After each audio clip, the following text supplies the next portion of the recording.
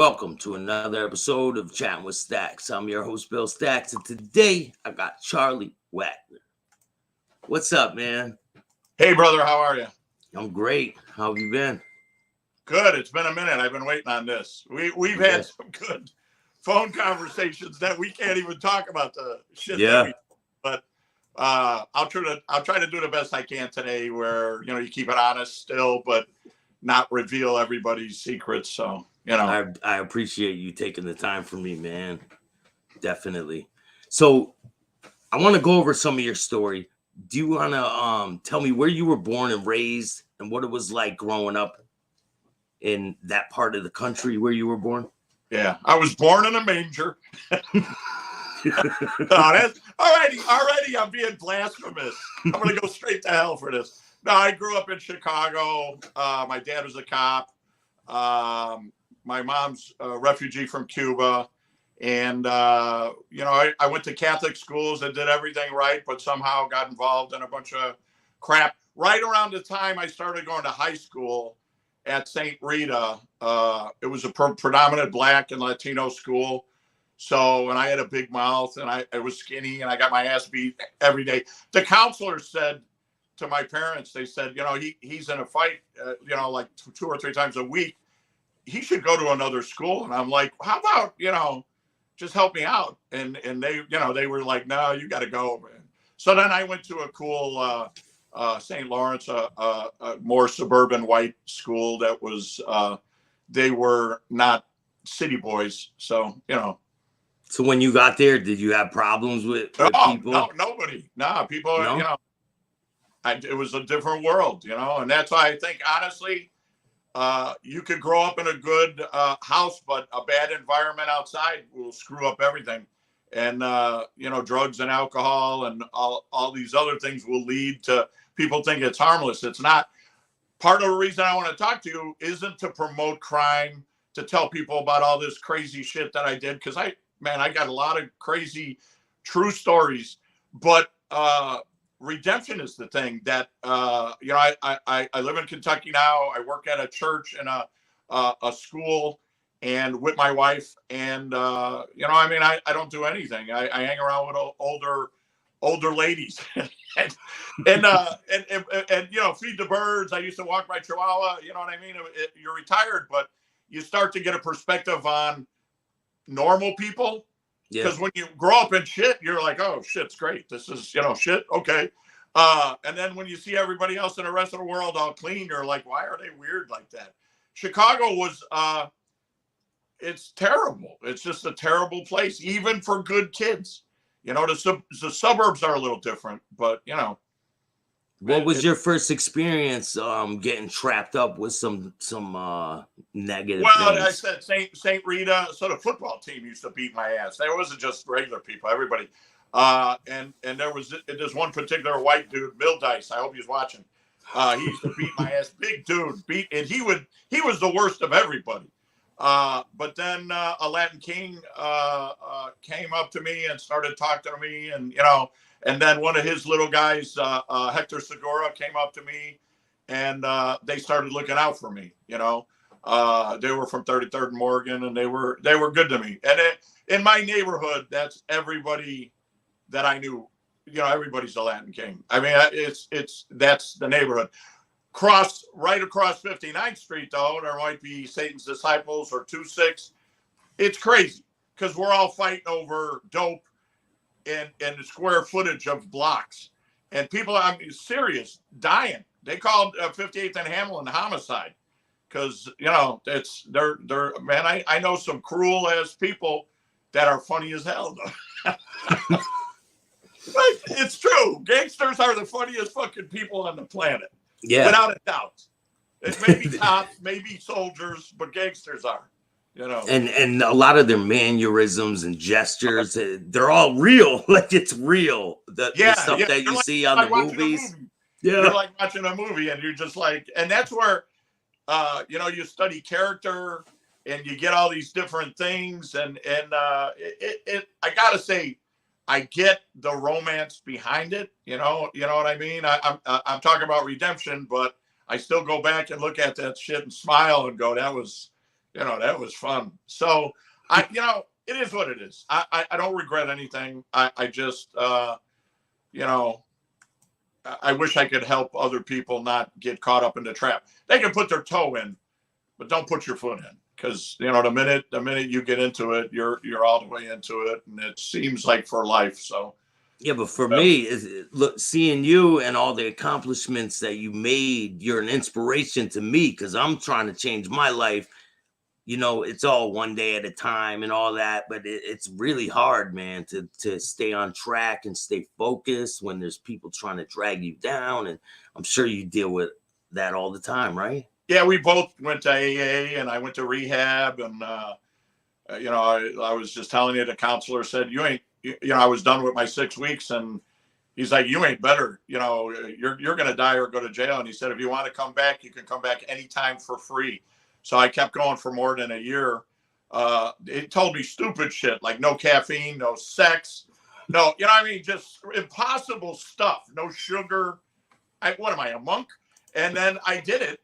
And like a year later, I met my wife, and everything, she was a normal person, and my life changed and I'm not going to go all Jesus on you, but it's got to be God. It's got to be rehab if you want to get better. Some people do it on their own, maybe 5%. And if you can, and that's what you want to do, I'm cool with everything. You do you, I'll do me.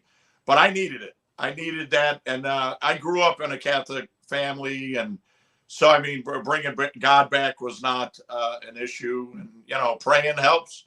So I never thought I'd be normal. I thought I'd be stuck doing drugs. And I went from a drug dealer to a terrible junkie to a drug dealer again, to a big drug dealer.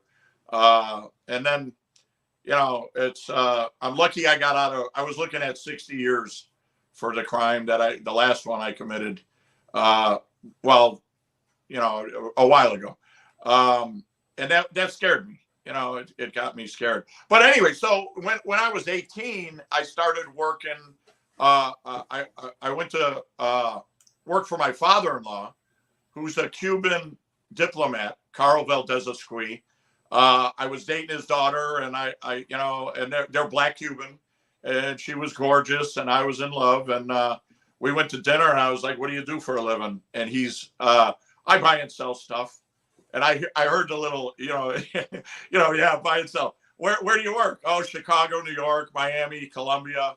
Oh, and so he had a arcade place downtown Chicago, and he wanted me to do well because his daughter liked me, and I liked him. So I would do little jobs after school, $50 a delivery. I didn't really know what was in it most of the time, but then I started to meet some of the outfit guys and drug dealers and everybody from downtown Chicago. And that's where I met the Calabrese family, and went to the Italian American Club and got hooked up with Angelo. And they used to call me the paper boy because I'd come in with a bag all the time, in and out. And it's kind of like, was it Goodfellas where Joe Pesci shoots the kid from The Sopranos in the foot? Yeah. I was the guy serving drinks. I was the guy bringing the bag in. I was just a Spider. Isn't Spider, right? Yeah, Spider, yeah. That was good. So when you first walk into the social club and you see all these people, do you know who they are before you meet them? Listen, I already knew a little bit. So even bigger history, at the arcade, Flor Sosa was a Cuban from New York that my father, we're all Cubans, So she was dating Frank Calabrese or a mistress or something was going on. I knew they were friendly. So she put me up to it, and people didn't really mess with me because of him. I didn't really know him. I knew her. But my father-in-law dealt with him, and I dealt with every bouncer, every cop, everybody on Rush Street, big money people, that's the corporate world for tourism in Chicago. And so I was down there, man. I met Mr. T bouncing, and just running the streets, doing stuff. I never wanted to go home, but I met a lot of good people, and that's kind of what I ended up becoming, is a go-to guy. Like I got a guy for that. I would hook up this guy with that. A lot of the boundaries of gangs and mafia and everything else keep them from becoming interactive. But if you got a guy that's, you know, close but not too close, then he can get the deal, you know, an associate or whatever. And they're able to talk to both I did sides. corners, You're you able know? to talk to both sides. Yeah. I mean, you got to be able to keep a secret and keep your boundaries and not be real obvious. You know, I've loved tattoos my whole life, and the Kings want you to get tattoos, and everybody. My dad was a cop; he didn't want it. I was on the fire department. They made me get rid of some, and my father-in-law threatened to beat the shit out of me if I ever got another tattoo after the first one. He said, "I don't want you walking in and they see you drop off a bag with and I had a hand tattoo like an idiot. And they go, I don't know who he was, but he had a little crown on his, you know, in between his thumb and his finger." He's right. You know, it's some people, if you're an enforcer, you wear all the gang shit. There's a place for everything, but I wasn't that guy. I was, you know, they wanted me to identifying marks. A lot. You know, identifiable marks like on your neck and your face. Yeah, I mean, I like it. I love it. Especially midlife crisis, man. I get painted. You know. Hey, I've had a couple of those. Yeah. But I got these when I was sober. That's what people don't understand. I got these when I was sober, and they all have to do with like progressing. They're not negative. You know what I mean? This one stands for, it's the Om symbol. This one stands for love. Like, it's what I like. That's what I say. Everybody can do their own thing. I like them. People always said, my wife said, "Oh, you hate tattoos." I'm like, no, I love them. But, you know, I'm just like conditioned that I'm not going to, I feel like a Catholic, you know, you can't eat fish on Friday, this and that. You know, you can't get tattoos. You can't do this and that. I used to work at the fire department, and I would wake up every night at 2:30 in the morning. So I would be on watch from 3 to 6 or 3 to 7, which is last watch. And I still wake up 20 something years later. I wake up every day at 2:30 still. How old were you when you were working for the fire department? I worked downtown Chicago in a high-rise district. It was a cool job. I met any cool stories from when you were a firefighter? Dead baby stories and repelling stories. And I had one guy on a motorcycle crashed his bike, and when we got there, the ground had scrubbed his head, the skull off because he's sliding on the pavement. Yeah. And then his brain popped out like a little mushroom. And the guy's there when we pull up, and he's going, "What is this? What is that?" I'm like, he's still alive? Stop touching it. And he's like, "What is it?" I go, I don't know, but we'll fix it. I had to put a cup and tape it to his head. Man, it was 20 years of nasty shit happening. And it's kind of like everything else. It's all the adrenaline. I loved it. I had a great time, but I was glad when I was gone too. And I was already, you know, already in trouble with him about the dope stuff, and everybody knew what I was doing. I was right downtown next to the Board of Trade. I was right next to the L train, and I was right next to Sears Tower. So all these women would come down, go to the bar, and then get on the train. And I'd be sitting out there as the fireman, like fishing in a barrel. Yeah. It got me divorced, put it that way. So, but it's fun. So you would stop people from committing suicide and all that. You would get calls for that type of stuff too with buildings.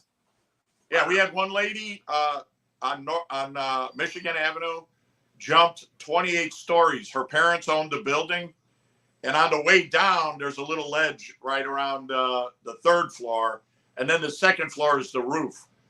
She hit the ledge and got ripped in half. So when I got up first on the building, her butt was in the air and her face was in the air. So she's in 2 pieces. And when I walked up to the face, her eyes were a little crossed. But what happened was her skull cracked and her eyes were kind of going like that. And I'm looking at it going, holy shit.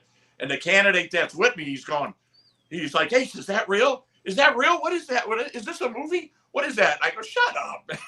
And you gotta clean that up, right? Shovel her into a body bag with me. I had to shovel her head. I'm scooping up her head with the body. You know, I know a lot of gross shit. I ain't afraid of that shit. That doesn't bother me at all. But yeah, a lot of suicides, and A lot of just, drugged out people, and we had a ton of fun. I drank a lot then. I mean, I drank a real lot. So Do you think that was a lot to get you to cope with what you were seeing every day on your job? I had PTSD from everything. You know what I'm saying? I mean, life is PTSD. I don't know. They put labels on shit. Everybody's telling me I got ADHD, and I do. I didn't take Ritalin. They just beat me up and put me to work, and I bounced around. It was life back then, and then you turn out like this. The things that I like doing, like writing and producing, I like acting, but acting is something that it's got to be what I like. I'm not going to be Captain Hook and and I might be. That actually would be cool. Yeah. Kind of hook. But I mean, I gotta like it, and if I don't like it, I don't want to do it. And I've been known to people, kind of bitch about me because I didn't want to do horror films. I would do a great horror film. Show me one. Show me somebody without a knife, just stabbing the shit out. And I'm not trying to get people pissed off. It's like pizza. You like thin crust. I like thick crust. Blah blah blah. Horror is cool, but I even Fast and Furious. What, 9? I see the little cars. I see Vin going, I mean, I'm done. I'm done. It's like, how much more of that can you really? Yeah, right. I mean, it's like an idiot box. And I like a Bronx Tale, all the mob movies, Dances with Wolves, stories about shit, maybe redemption, something. If it's got a good purpose, it's even better. If it can make me feel. That's what they're supposed to be. Stories are supposed to make you think and feel, not like pull back in horror or get a boner. You know what I mean? It's not just about sex and violence. Those are basic human emotions. They're like caveman shit.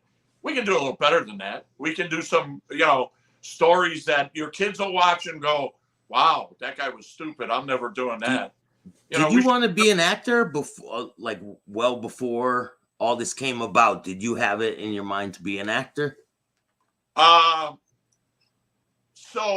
when I was a fireman, Kevin Casey, who's in Backdraft, he said, I used to work out with him. He's a big bodybuilder, Irishman that was just legendary. And he goes, "Hey, Wags, we're doing Backdraft, and if you want to do it, it's $100 a day. Come on down." And I'm like, I can make more money on my side job. And then he goes, "But they'll pay you for your boots, coat, helmet, $250, and then there's all the food you can eat, and then there's women everywhere." And I'm like, "All right, I'm in." And then I did more money with him too. And that dude really he bit me.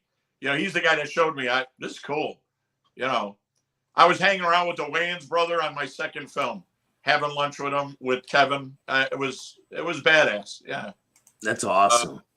But I like writing. I like producing. I enjoy it. Acting, I'm going to be a bitch about it and say there's certain things I like and certain things I won't. And so what? I don't have 100 movie credits.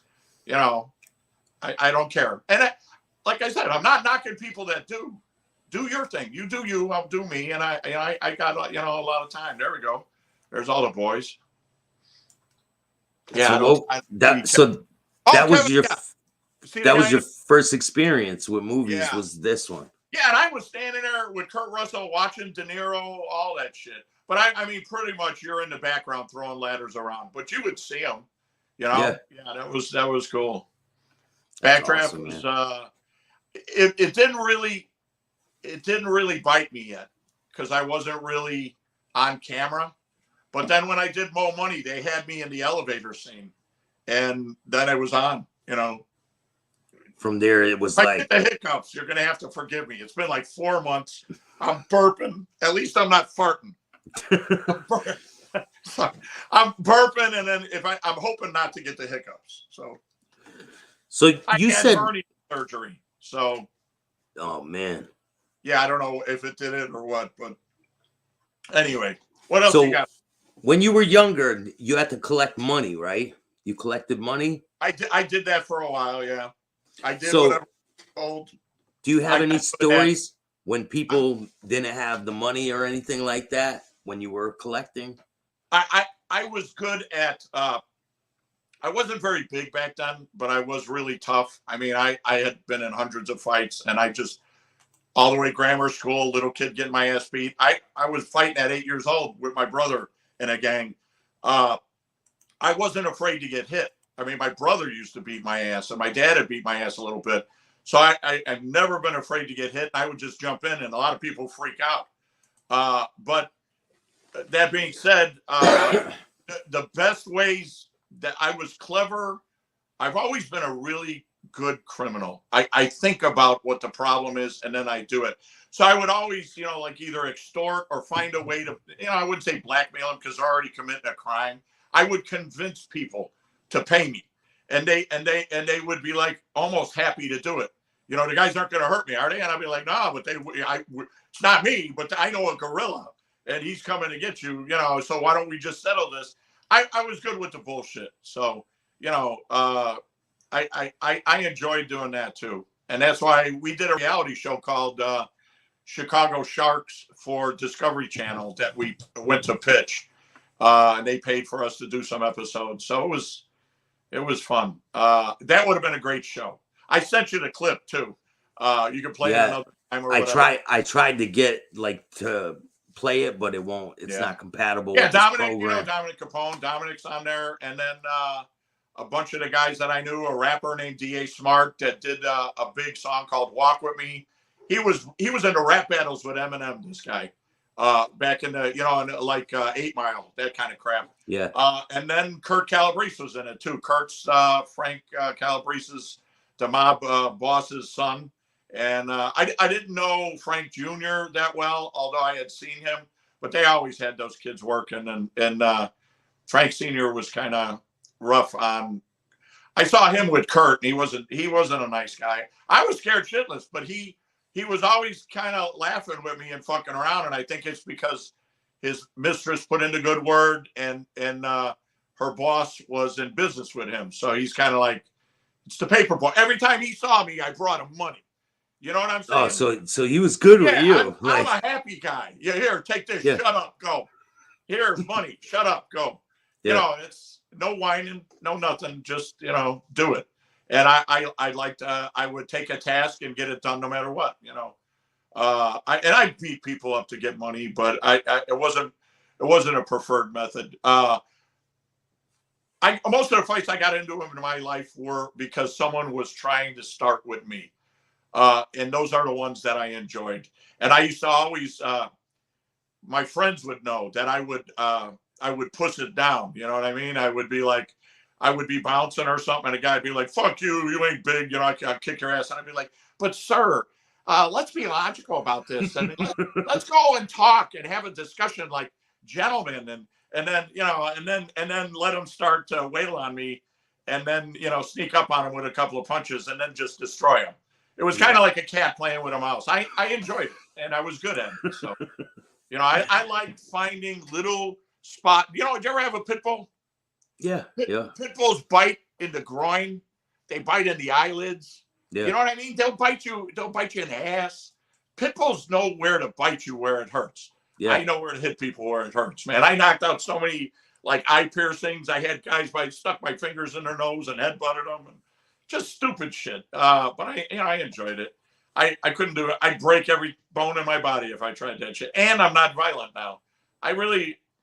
Man, I must have been full of testosterone and stupidity. So that was around 91 that Backdraft came out. So that was the same time you were bouncing around 91, yeah, I was, right? 91, yeah, it was right around then. It was right around then. By 99, I was already doing that big case that I had. I got arrested with $1.7 million worth of narcotics. They had been doing a 2-month, 24-hour-a-day investigation on me. It was the largest case in the country. They knew about Carl, so they knew I had ties to different things. And when the paper came out, it said, organized crime ties. And I was looking at 2 30-year sentences, and I won because of illegal search and seizure. Cops had set me up. And then they said, after I made a drop somewhere, I had products in my car. Normally, I would have dropped them off. I don't make 2 trips. I was Yeah. very methodical about the things that I did to stay protected. I didn't want to go to jail, and I knew what would cause it. So I dropped off the package, and they were like, no, I only want 1, not 3. And I'm like, take it. I'll give it to you. You can hold it. They're like, no. So I put it in the car. I go to the corner. I make a right turn. And a little while later, they pull me over. Cops write on the report, suspect made a right turn on red. And so we hit the lights and pulled him over and found the drugs. Well, I went back and said, on Hamlin, on that street, there's no stop sign. I mean, there's no stoplight. There's a stop sign. You can't make a right turn on red on a stop sign. Yeah. So the judge looked at me, and put it this way, it didn't hurt that I knew everybody and I had Masonic ties and political ties. And I'm not saying they threw the case away, but if they had to go one way or another, they knew who I was.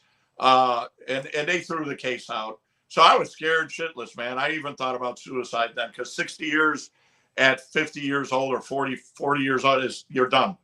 And you don't have a choice once you're in that situation and they have you trapped. You don't have a choice. You have to. No, I'm too hyper to be in prison. Well, I was too hyper. I can probably do it now. I'd probably be cuddled up with a good book. Yeah. As long as I got cable, Oh man, I'd be good. But yeah, I said, so I got out of that one, and that was the beginning of the end for all the stuff. I had a lot of bad things, and I panicked after that, got more hooked on drugs, and then caught that case in the strip club, caught some gun charges. And I've never really done more than 6 months, but I've had phenomenal luck and great lawyers. And it's good to know the right people. And, I'm going to say Masonic ties are always, how do you think Hillary Clinton gets out of shit? What do you think your first big role that you were like, damn, I really like this, man. I wanna get more involved with the movies? Yeah, it was because we were just throwing ladders up in the background, and all I kept thinking about was women and food, a regular day. And so Mo Money, he asked me to be on Kevin Casey, and he was a big star on that one. And I met the Wayans brothers, and I hung out, and then they had me on the elevator scene. They were going to give me a line. So I had moved up from 0 to, right with the stars. And I thought that was normal. And so after that, I was like, I told my second wife, I told my second wife that, I'm going to do this. And Hollywood bit me in the ass. And then I started. And then it went downhill after that. But I rebuilt it up. And you got to learn. It's like anything else. There's a system, and you got to learn the way to do it. I didn't have an agent. I did extra work. I thought that was the way, and just talk to people and they'll hire you. It's not the way it is. And then finally, when I started doing auditions, Claire Simon, bless her heart, is one of the biggest casting agents in Chicago. And I've done business with her as a producer. She's a friend. I like her. But she was hard as hell on me. I come in with my headshot with the resume stapled to it. And the resume is just a little bit bigger. And the girl at the front desk goes, next. Like, you don't next me. That's, and I got a little mad, but I didn't cause any stink. And I was like, can I at least ask what I did wrong? And it's got to be the same size. Next time I came in with 2 staples, and they said, no, you got to glue it or some shit like that. I glued it, and they wanted staples. And I was like, honey, just give it to me straight so I can come back one more time and get an audition. And then, I started doing a Prison Break. I got a good start. All right. So, hold up. I got to put someone in the bathroom. Diagnosed psychopath. Get your ass in the bathroom, man. Did you like that show? What, Prison Break? When it first came out with the tattoo on the dude's back? I think I was in prison when I first watched it. I did the first season from the pilot all the way to the last episode, but half of it as an extra, some of it as a photo double for like Dominic Lincoln. I called him the ugly brother. He didn't like that. But it's that much money for 16 hours a day. I made a ton. And then the last 2 episodes, I got my SAG card back, and they get as Agent Allen. But it was a great show. So I'm in a strip club hounding. I had a girl that I knew, and I had 5 40 packs of Coke. And I was just there having fun. That was like nothing for me. That was like lunch money, in case friends wanted to, whatever. And so I got caught with it, and I went to Indiana prison for a while, which was really weird, or jail, not prison. I don't want to confuse people. But I didn't get a felony, and I didn't get intent to distribute. And I'm like, you got caught with drugs. That's a felony. And they said, no, you just got to go to rehab, and we're going to let you go. And I'm telling you, I think, I don't know, either I got angels or someone's got a plan for me or whatever. They needed me clean with no felonies for a while. So I got out of that one. That's where I went to rehab, and I started, changing my life around then. Yeah, you know what? Prison Break. So Teabag was the pedophile on that show, and John Sormay was the mobster guy. On the show, two of the nastiest people. They were so nice to me. They were friendly. Teabag grabbed me by the shirt, and I'm like, oh, I got to pull his pocket like a little bitch. And he goes over here, and he grabs me, and he goes, I'm going to introduce you to everybody. And I worked on the B squad. The A squad was all the characters in prison. The B squad was all the governor, the president, and I was the president's bodyguard at the end. And so I worked with all that team. So the two teams never worked together.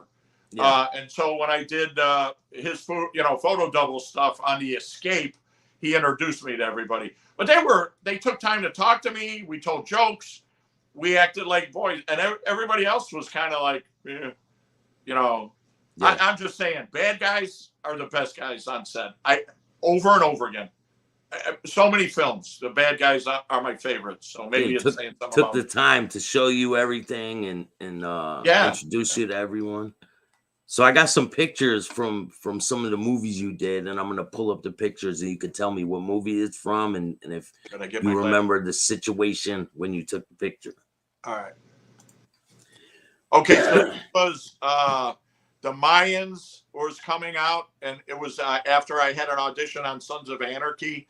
Emilio Rivera is in one of our films, and he's just an acquaintance that I really like. That the same thing as Danny Trejo, this gangster act where they went to jail and they're gangsters like Chiro, me, all these other people that have a sordid life but turned it around and are making movies.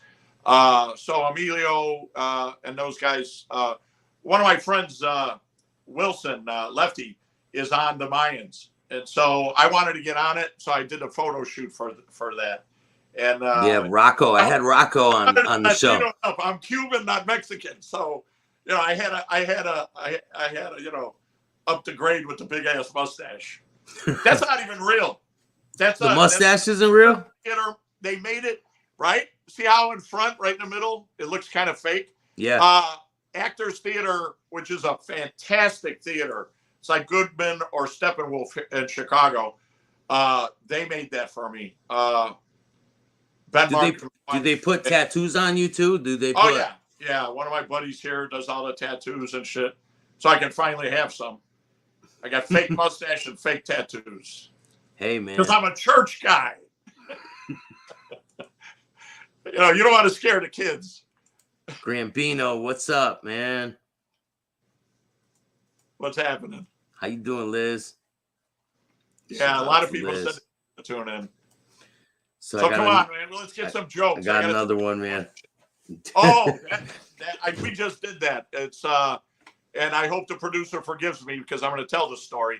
That's Blood and Creed, and so everybody in the film is covered in full armor, head to toe, foot armor, head metal, everything. They all have 4 or 5 foot swords. That's what they gave me. They gave me a leather vest with ironclad stuff on the side and a toothpick. And it was late at night, and I know Silvio, don't get mad at me. I got the stunt coordinator, Tim, accidentally stabbed me in the leg with a spear, and I got 6 stitches. I went to the hospital. I was there till 3 a.m. I was up by 7 fighting again. I was already on set by 7, but I was tired as fuck. But they had a lot of good dopes. You know what I mean? They gave me all the pain pills, and I was like, I remember I was working one time doing siding, and I cut my leg with the razor blade. oh, I had to get stitches and all that, and I'm at work the next day, stitches, yeah. bandage on my leg. When you got to make money, man, it don't matter. You know, when you got kids and all that shit's going on. Oh, so I got stories. All I got is stories.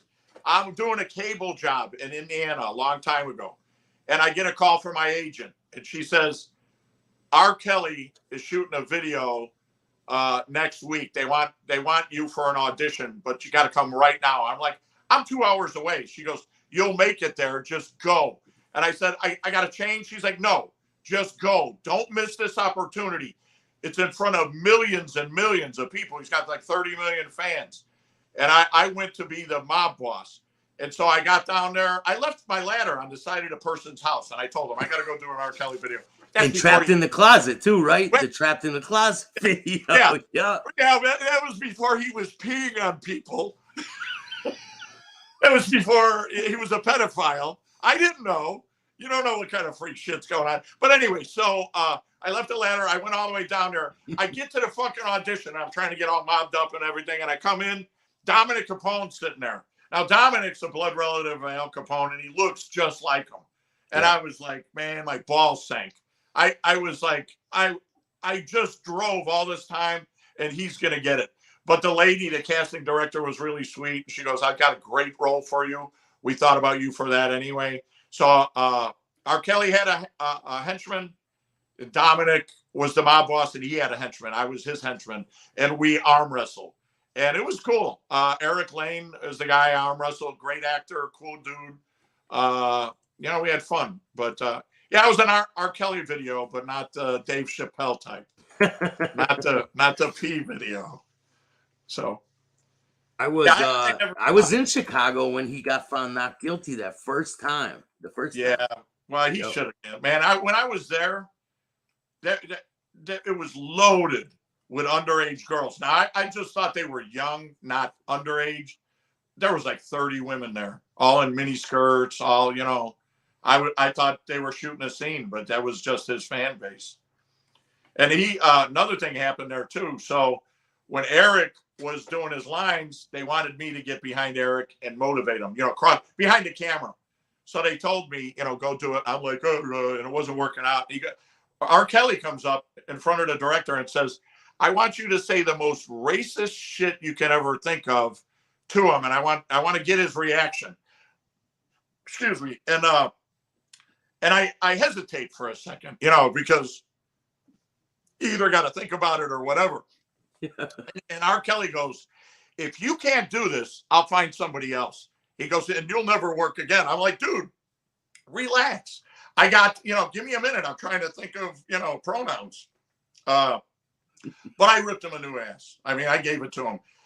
When I was done, it was so silent. You could hear a pin drop. And he thought you were for real, right? I started to faint. I mean, I literally, the tingles in the darkness, I was like, they're going to lynch me. And everybody applauded. It was like I was going over the edge, and then all of a sudden, whoo, and then I had to go outside and get some air because you're like, damn, I don't know if I'm going too far, right? Right. Well, I mean, how do you know, anything racist is racist. Yeah. But it was, you know, it was fun and scary and creepy and hurtful and all these emotions in there. Like I said, that second of you could hear a pin drop, I was like, oh, I'm fucked. And then literally, I don't faint, but I mean, I think it was embarrassment from acting. You know, you're supposed to be an actor and you did this shit. Now it's going to be everywhere and they're going to fire you. And then, you know, people were slapping me on the back and everything. I'm like, I called one dude an eggplant. But that I stole that from Dennis Hopper and Christopher Walken. He said, you're a Mongol, or, you know, no more. You're from Sicily. He was trying to insult him. And he goes, you're a fucking eggplant. I was like, oh, that's fucking nasty. You know, that Christopher Walken, Dennis Hopper. Oh my God. Great actors, dude. Just fucking phenomenal. Yeah, they're unbelievable. Got Now, another one now I'm for going to you. get in trouble for saying eggplant. Why? Is that a derogatory No, term? it's just a dark fruit. I actually, an eggplant is a penis. So, I mean, what do you say? Penis, you know. Yeah, when you text people now, right? Right, right. There was none of that going on back then. Yeah, so this was my wife and I had a Food Network 1920s party, and Damaris Phillips was running it. She's one of the judges and everything else, and we knew her from reality TV and a few other things, and we were pitching projects to her. We went to that party, and I got those clothes for that. And then shortly after that, I did a photo shoot with, the whole gangster. I got the pocket chain and the whole thing. My wife won best costume that night too, so I'm proud of my wife Bobby for.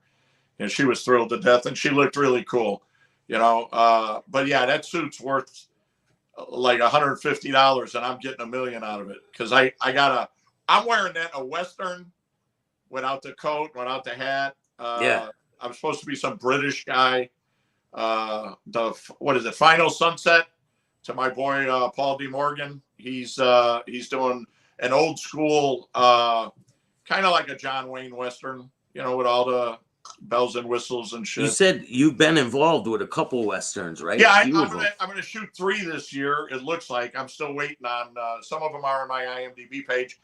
I honestly think that because of Yellowstone, have you ever seen Yellowstone? No. Oh, dude, Kevin Costner in Yellowstone. That's gangster cowboy. I've seen parts of it. I have seen parts of it. It's gangster cowboy. It's basically what it is. And since that's happened, people always just thought of me as the gangster guy or the bad cop or the drug dealer or drunk dad. But now I'm getting cowboy stuff because it's gangster cowboy. And I love it because whatever. It's fun. I'm an old man. I get to wear a hat. So expand your horizons, man. There you go. Right? Think outside the box. Do different I couldn't things. walk in them boots.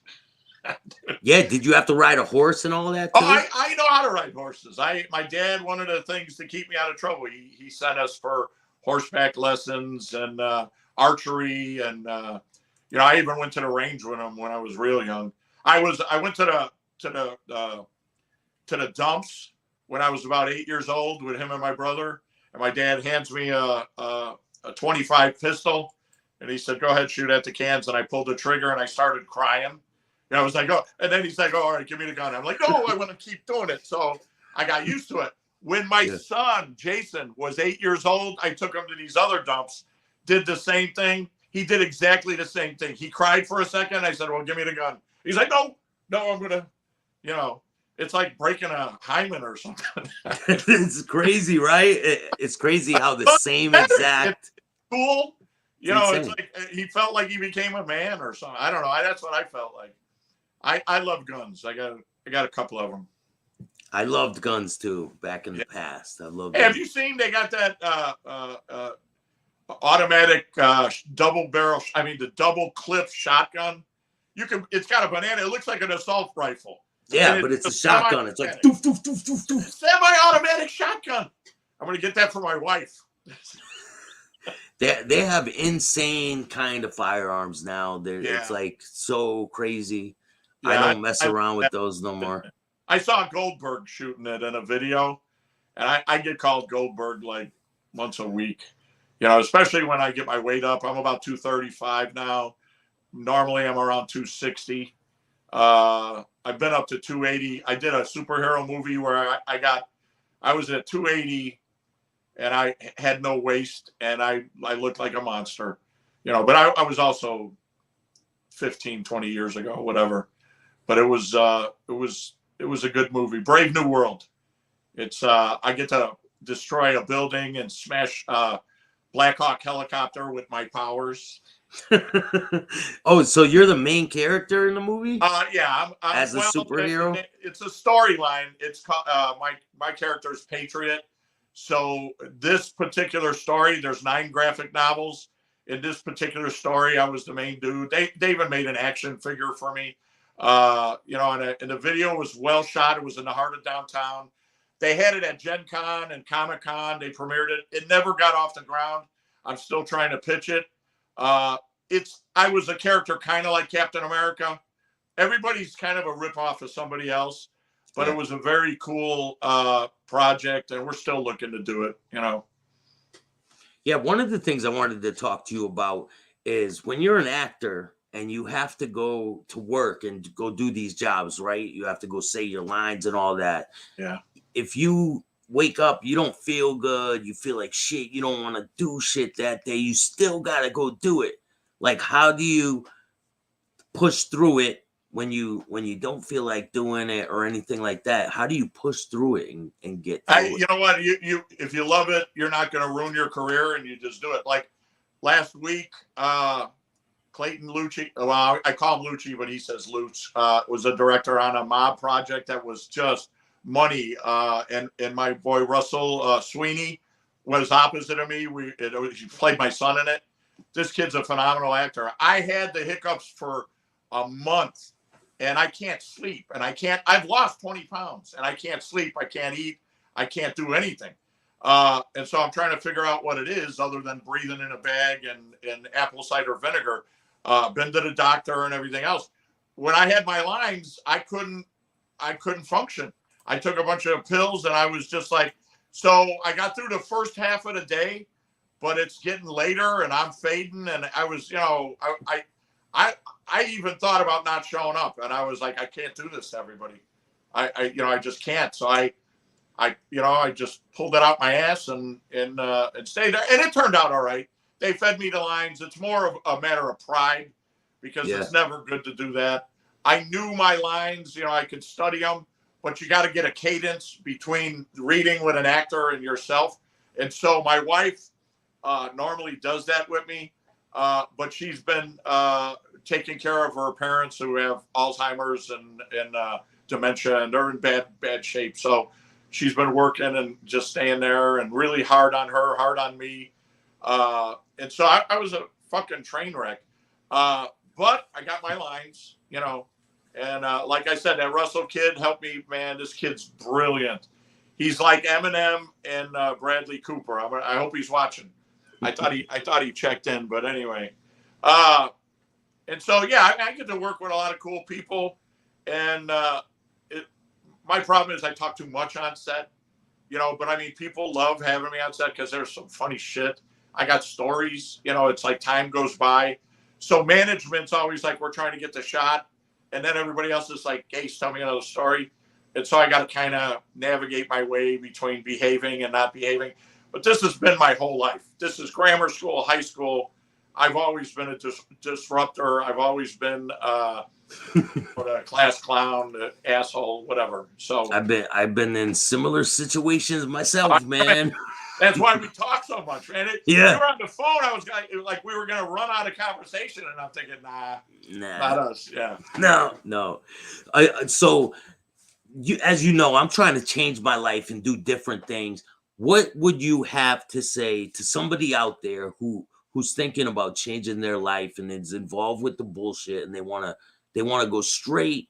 What advice would you have for them? Yeah. So, and I said when we started this, I wanted to talk about redemption and stuff like that because AA and NA helped me. I would have been dead, but it's more than that. It's like the movies we watch and the things that we do. We lead bad examples, and it's real easy for me after 50 years of chaos destroying things to come out and go, I'm a church guy now, and you shouldn't drink and don't smoke pot and push your cart back. Now I'm the fucking Johnny Good guy. And it pisses me off because, now I'm doing it, and that's not cool. You shouldn't preach if you're going to be like that. What I'd like to say is that, you know, not that I changed anything I did, but kids got to really think about what they do now. Fentanyl, all this other shit, the computer age, the movies we make. Listen, Scarface was a cocaine propaganda film. I don't care what you say. It's a CIA operative tool. They made Scarface. I wanted to be Scarface. Everybody became Scarface. Lo and behold, it was right around the you know, that show Snowfall, where they talk about the CIA and Reagan were running guns into Contras and Noriega and all that, running cocaine. Well, that was my father-in-law. he was working for the CIA, and he got caught with $14 million worth of cocaine. I didn't know it at the time, but that was that lifetime.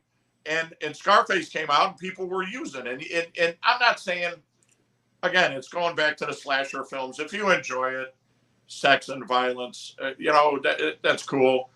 I like it when it's a little more cerebral and they tell a story. And I'm not saying cut it out, because I've seen some Christian films that are like dry as hell and goody two shoes, and you're not going to get new people to watch or to change their life if they're all Christians watching. You got to get the fringe people that aren't, people that swear a little, people that have done stuff. And so, just to make better movies with a redemption theme, or if you do this, you get fucked. That's why A Bronx Tale was one of my favorites. I mean, in the end, the big boss ended up getting killed. So, and then C decided, I'm not going to be in that life. So, I'd like to do that. Showed you the other side of it, Yeah, and in the meantime, I'll be shooting that naked cowboy picture. Shout out to Stone Sailor. What's good, Stone Sailor? Yeah. How you doing, man? I just took that because of good money. I do a lot of good talking about I'm the naked cowboy. No, I'm serious. So the stuff, me and my wife started writing.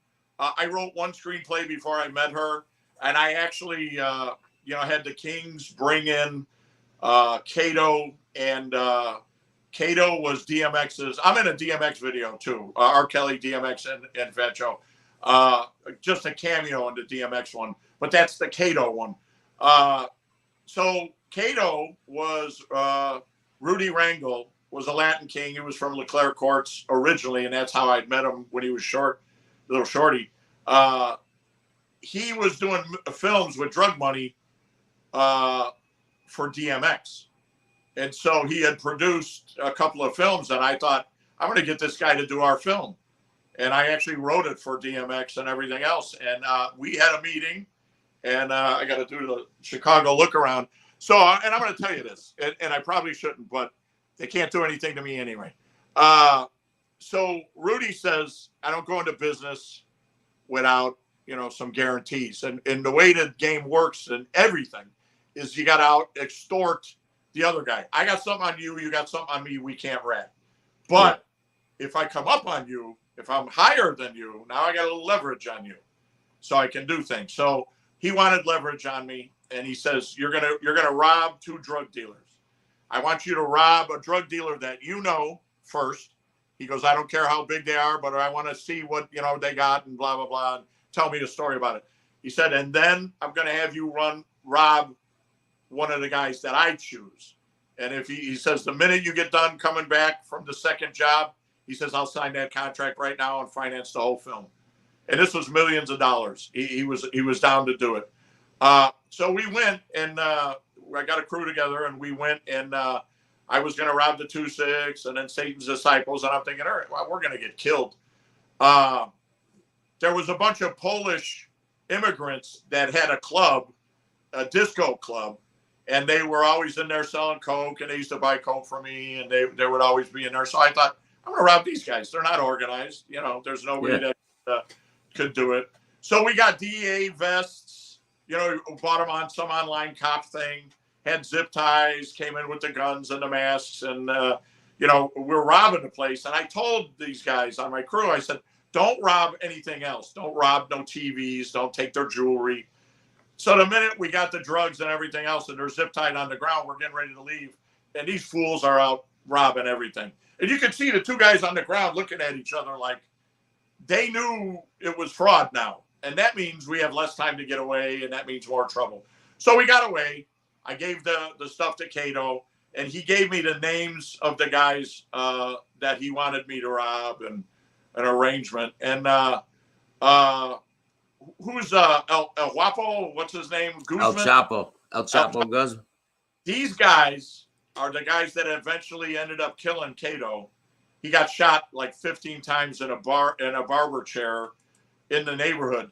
The names of the guys that eventually came out, I just found not like 2 years ago, found out that they were working for El Chapo. They were Latin kings, and they were getting information from his wife, and he stole drugs from them.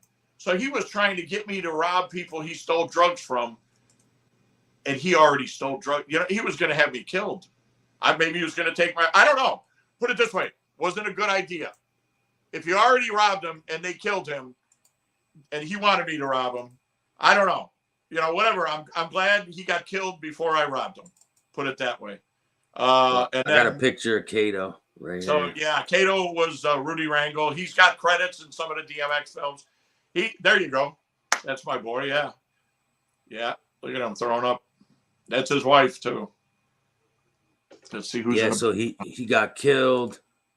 Yeah. From what I understand, his wife got some four corner hustlers for these Gomez brothers or whoever they were. He's a straight dude. He used to go into LeClaire Courts, and I used to sell a lot of things in LeClaire Courts. It wasn't far. The project's not far. I was the only white dude that would, go in there. A lot of people got killed. I mean, they wouldn't kill me because I had the good dope. You're kind of protected, and if it's like you kill me, you ain't gonna get no more dope. So, it's a dangerous game, man. It's a dangerous game. Yeah.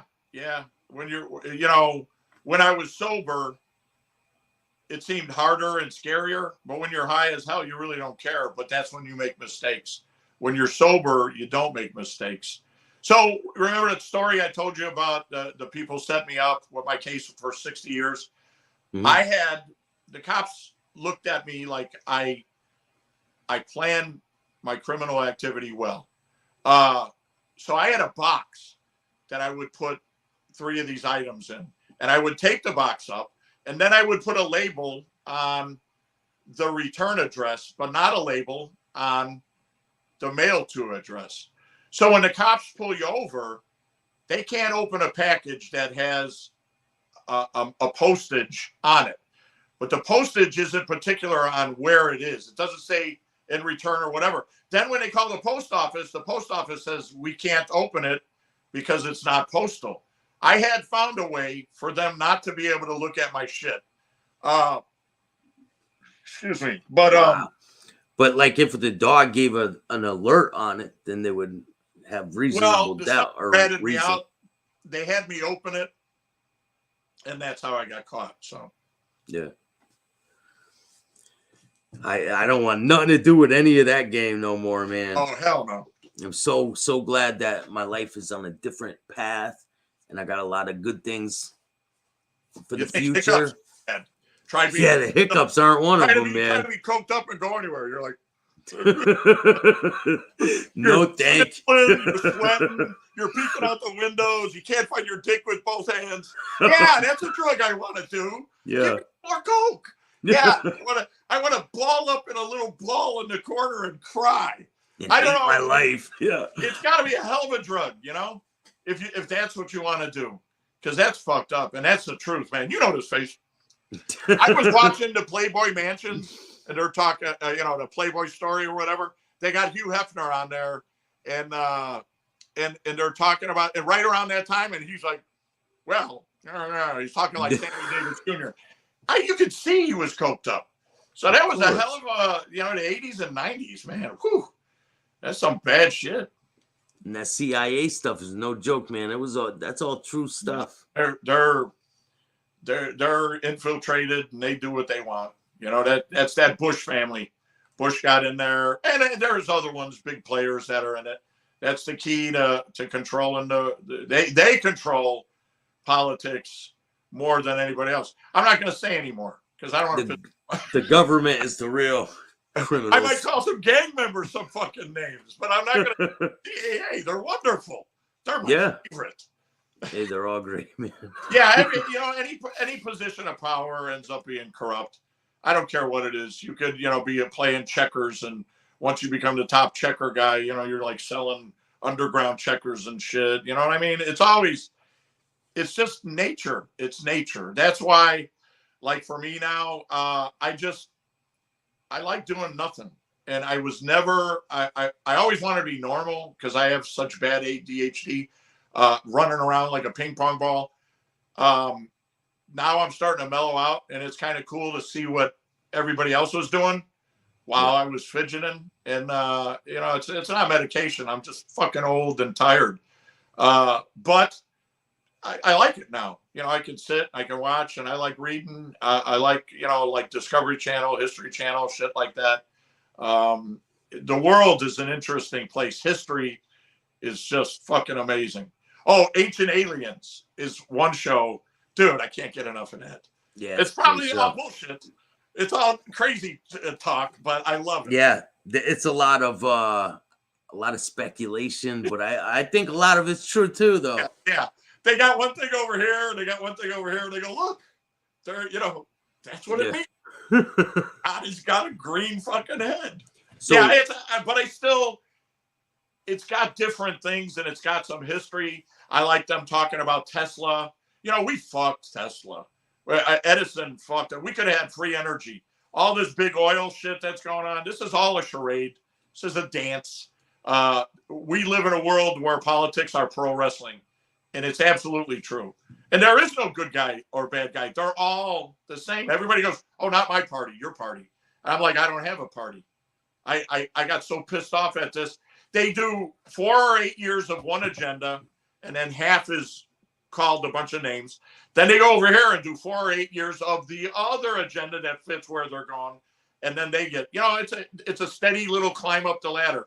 They've been doing that forever. There's only 2 to pick from. It's all They're both wings of the same bird. And listen, if I was a trillionaire and I wanted to do shit, you damn well sure no, I'd be doing all that shit. Everybody'd be chipped already. I'd have everybody. We'd look like communist China. Everybody be wearing the same fucking outfits. You'd be eating the same fucking Soylent Green. I'd be cruel as hell, man. You'd have to watch me on TV all day long. Yeah, just you and all the movies you've been in. Yeah, you're good.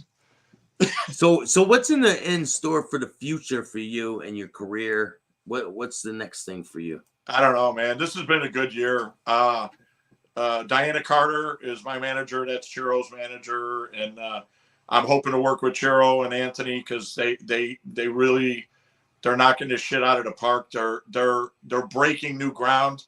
If they fail, I'm still with them. But I don't think they're going to fail. I think they're going to win big, and people are going to be like trying to cancel them because the first thing in Hollywood when you come up like that, try to control you or take you down. And I think they will. It's been a long time since we've had any good mob movies, and these are the ones. And again, I want to work with them on projects that I have. You know, this cowboy thing is cool. I just got a call for another mob film. I got the script right over here. I got to rehearse it and have it on video by Thursday. It's been my busiest year, and I'm doing better and better. I've had 2 years of an acting coach, John Lee Cope. That was a Stella Adler coach that is just, you know, he knows everybody. He was around that school from the beginning when all the talent was there. John Travolta was there. And, you know, he really, 3 people in my life, my dad, my wife, and him have the ability to tell me, Charlie, focus and shut the fuck up. And then I listen. For some reason, everybody else, I'll be like, fuck you, you know, you stupid piece of shit. But my dad, my wife, and him, and it works with them. They have good intent. I feel it, and they're right. So I just let them take control. You know, it's like, what should I do? So John's been really helping me, and he thinks I'm talented. He's like, you got to stop beating yourself up. I'm like, hey. But my thing is, I got to put in hard work. You got to be the hardest working actor. You can never have an excuse. Like you said, you can't show up with a tummy ache. Yeah. You got to show up no matter what. And I know there's guys in Kentucky that are incredible actors like John Wells that he's just talented and he's knocking the films out of the park. I mean, they're working actors that are doing real well. I would like to be a working actor. You know, I would love to be on a TV show. I would more love that we produce something that I can act when I want. 50 Cent got it right. That's the way he does it. He comes in, he does what he wants, and he goes out. I got the stories. Chiro's got the stories. We can do that shit. And Not only that, I personally know he's my new Cato. I personally know he's in bed with the Latin Kings, and he likes these kind of stories. So I'm pitching him. I've already started to make the move towards some of his projects on Stars. I love him. I think the dude's that's gangster act. That's where they used to have gangster rap or gangsters rap, and we'll do Chiro, Danny Trejo, Emilio Rivera, me, Wilson. All these guys are real, criminals, people that have had gang past history. But they're not faking it. It's method acting, and they got the best stories. And like I said, the best people in the world are gangsters because they don't give a fuck. They make you laugh. They do stupid shit, and you're either petrified, but I really don't get petrified because I'm stupid. But you're either petrified or you're laughing, and I was always laughing, like Joe Pesci. You're funny like a clown. That's improv, dude. That was improv. He didn't even write that. He made that shit up. No, he threw that in there into the script. In there. And that's gangster. That's some gangster shit. So you got to get into some acting. I'll send you some links and talk to some people, and you got the look. And I'm working on it, man. I can cover up these with some stuff. Go. I half the time I have to go in and get tattoos, so don't worry about it. I worried about my look so much. I think part of it is to become someone recognizable, so they go, "Oh, hey Scott, he wears a hat, he got a mustache, he's a big guy, he's old, fit, funny, loud, blah blah blah."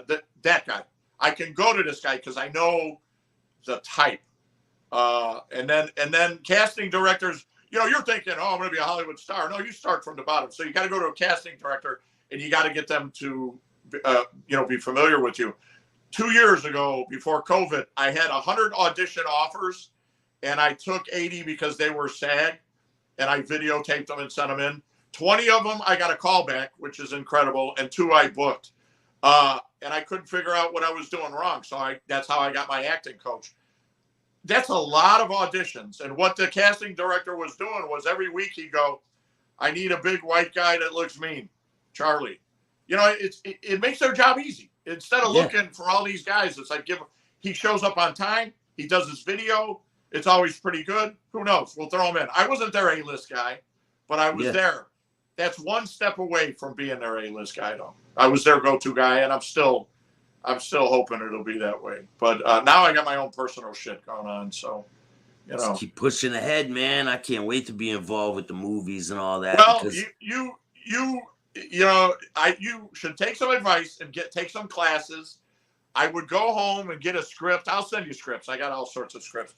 And audition in front of the camera. Get your wife to read for you. Start doing this. That, like I said, this what do you call it? Russell Sweeney kid. We were auditioning for this thing. I was part producer on this project, and when we saw it, we saw all the other tapes. They were good, but it was like settling. When we saw Russell, it was like, oh, fuck, oh my God. Yeah. And so you got to learn to do that. You got to get it down. You got to get the mannerisms. You got to get the tone. You got to get the memory. You got to get the lighting. You got to get it down. So there's no time like the present to practice. Yeah, I think once I get the first one, I think I'll dive right into it, man. Yeah. Chiro auditioned me for the cleaner guy, which was a decent role, and he hired someone big for it. I forget who. But I rushed through my audition because I didn't think I didn't have a lot of time. And when I go back and I look at it, a couple of highlights were good, but a couple of it was like I was monotonal, you know what I mean? Very dry. And what I was trying to do as an actor was I'm the cleanup guy. I've got to be real anal. Got no feelings, right? And I'm going to be this robotic kind of guy to do it, and then it comes across as kind of bullshit, like you don't know, you're searching for lines. But it wasn't a bad audition, These are good people. Anthony Caliendo, he owns an olive oil factory. You should have that dude on. Yeah, I've had a little clip of him on, and shout out to Anthony. Yeah, I'm gonna order some listen, olive oil, he's man. got 3 books. This guy can do anything. This is the money guy. This is the guy. He hangs around with the Wolf of Wall Street kind of people. That's what Yeah, he does, and he's very good at picking things and making them better. And he's doing that. When he came on Mob King, I could see immediately that things got better. Not that Churro was doing it. Dude got out of prison in 2016, 17. And then 2 years, 3 years later, he has 2 or 3 films that are, like shorts to sell. He's doing doing everything amazing, right. man. He's Yeah, doing everything right. I could never hate on the dude. They're the same things that I wanted to do, but I'm older now, and to see somebody make it is half the joy in what I'm feeling. You know what I'm saying? To see somebody make it. I yeah. want to see somebody make it, especially it's a similar plan. We got a lot in common, him and I, but the dude's just got big brass balls and he never stops working, you know. Yeah, he's an awesome dude, man. He's a great Yeah. dude. Well, and after 20 years in jail, you're gonna come out of the gate hard. So Yeah, humbles you a little bit. But him and Anthony are like magic. So Yeah. they better hire me. I hope you're watching. I got the fucking projects. You got the brains and the brawn. We'll put this shit together. Definitely, and I'm here too, man. I'll work my ass off to get to where I need to be. And that's why you got to start now. You got to start now. You could definitely be the DJ. You could be the DJ in a big film. You could be the radio host. You could be the gangster. You could be the good dad, the bad dad. You got to start thinking about who you are. Because I always get the same calls. I've never been like the good guy. Well, Patriot, that superhero, but he's actually a bad guy in prison and he breaks out. And once you start with that same kind of role, you keep getting the same things. I think it's the way people see you, the way you present yourself. It's good to be cast, typecast. Danny Trejo told me that to my face. He was like, his manager, Gil Medina, we were editing some of his stuff. Chiro's just doing some stuff on his film now to get it viewed to see where the chinks are, where the problems are. Well, Danny Trejo sent me a clip of a film that he did, and his manager, Gil, sent it to me. And I was like, dude, I go, you shot this with 2 different crews on separate days, like a lot of time in between, with different cameras. And they were like, how did you know that? And I was like, look at this, look at that, look at this, look at that. And you could see the continuity wasn't there. And so they respected my opinion on it. You just got to look at stuff. I'm good with story, and I'm okay. I'm an okay actor. And if I worked harder, I'd be a great actor. But I like story, and I like getting into something with a good story, a little meat in it. Listen to me. I've been talking an hour straight. I'm a storyteller. Hey, you're a great dude, man. I appreciate you. You make my job easier, man. Yeah, you're like, can I get a word in? Can I? Yeah. I'm like, hey, keep going. I appreciate you though, man. Thank you for taking your time, and I definitely look forward to seeing you on more movies, and maybe we could work together in the future. Who knows? Plan on it. Yeah, I wanted to come on your show. I saw Chiro had a little bit here. You got to get him back on. But I fought Frank Jr. and I love all the mob stuff. I'm not really, super mobby. It was more gang stuff, but there were mob, affiliations and the little bit of collection that I did and stuff like that. I'm glad it's all over. I'm glad I'm where I'm at. I'm glad I'm sober. Although on Fridays I do have a glass of wine, 2 maybe. It's cheating, and you shouldn't do that. You shouldn't. But I wasn't an alcoholic as much as I was, just a drug addict, hound, and criminal. Some of the guys I hung with did, when we were out, we'd do 30 felonies a week. And I shit you not, 30 felonies. People would be calling me all night. I got credit cards. I got this. I got that. We'd be running through Walmart buying fucking 30 felonies for lunch. Right. Well, we used to be too, man. To spend the money, and we were fucking young, drugged out criminals. I mean, I'm gonna apologize. I didn't steal the cards, but I was sure they're, always trying to fence shit. And like I said, I was the guy to go get shit done. So, and then we'd be, come from Walmart with a giant 17-pound salmon and then we'd be trying to sell it to a guy to sell it to another guy. It was always a hustle, you know. It was always a hustle, and I enjoyed it. But now I'm glad to be, you know, the same place you're going. Move to fucking Kentucky or Tennessee. Get out of the town. Yeah, I'm going to Vegas, man. I'll be in Vegas shortly, and I got a lot of things going on. It's Yeah, you could do Vegas without problems, but yeah, you know, take yourself with you, you know. yeah, I'll come and visit you because I got friends in Vegas. Frank Jr. Definitely. Calabrese is there. Yeah. Yeah, I think he does. He does some tours, some mob tours there. Yeah. All right, has it been an hour yet? Yeah, man. Thank you so much for joining me, man. I really appreciate it. Do you want to give anyone a shout out before we go? Nah, just Anthony Chiro, my guy Russell Sweeney, Clayton Lucy, whatever. It's Italian. It's Lucci. It's not loose. Fucking Americans. And just my wife, and that's about it. You know. Thank you, man. And Jenny, who wrote me before the show. She's like, Yeah. it says 4 hours. I don't know why they said that shit on there. Said it was going to be on in 4 hours when it was like 30 minutes away. Yeah, I don't know. Sometimes the time is all Yeah. different. I think some people, I don't know, maybe they got the time mixed up. Who knows? Yeah. All right, But man. thank you, man. I'm definitely gonna have you on again. All right. Definitely, man. Thank you. And make sure you hit the like, subscribe, and notification bell so you can get my videos every time they drop. Till next time, man.